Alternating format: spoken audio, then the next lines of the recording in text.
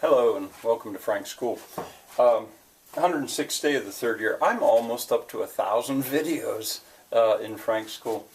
At this point I'm guiding you through the viewing of James Burke's The Day the Universe Changed, Episode 1, The Way We Are.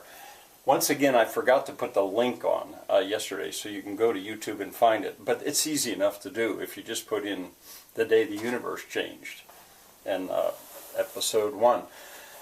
You can find it, but for your convenience, I'm going to try to remember to put the link in the description. And I'd ask you today to start at the 37th minute, 20th second, sort of, more or less there, and watch it to the end.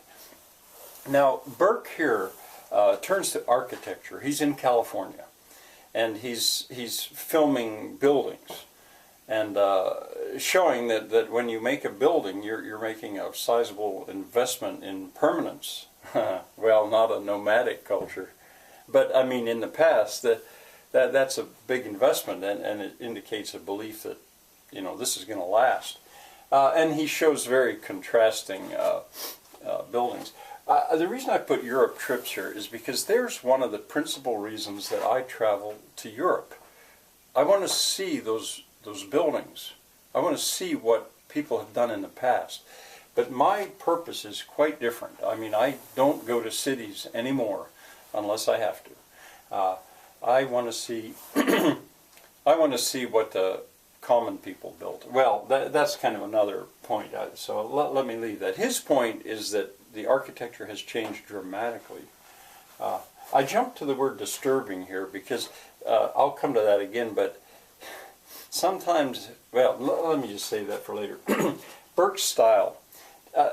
By now maybe you're getting used to it, but some things I wanted to point out. Notice that just as he's saying, here today, gone tomorrow, boom, or a trolley train goes by and he's gone.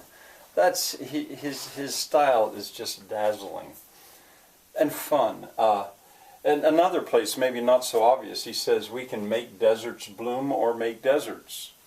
And then, he uses parallelism as a setup.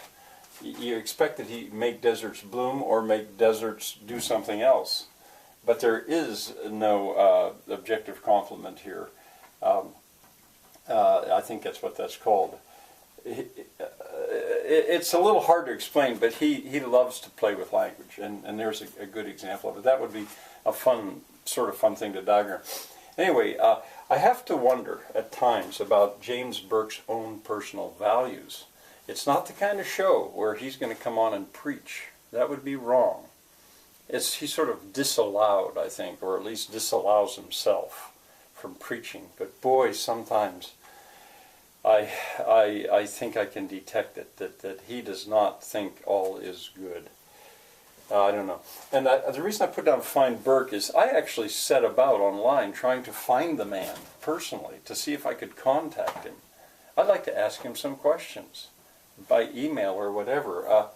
And I'm not going to give it up. I found it was hard to do. He's not on Facebook that I could find. And I've got lots more to research. I haven't even begun to look at his whole series, his connection series, and other things he's done.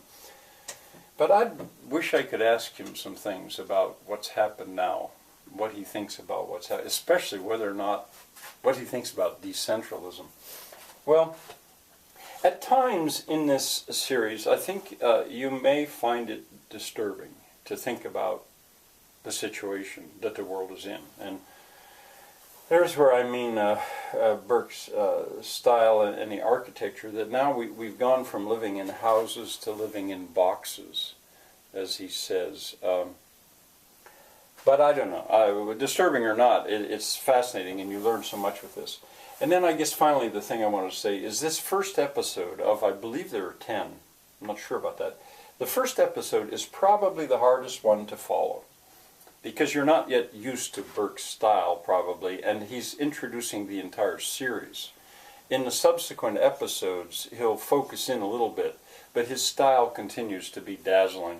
But we probably will be able to go a little faster than I've taken you through this first episode.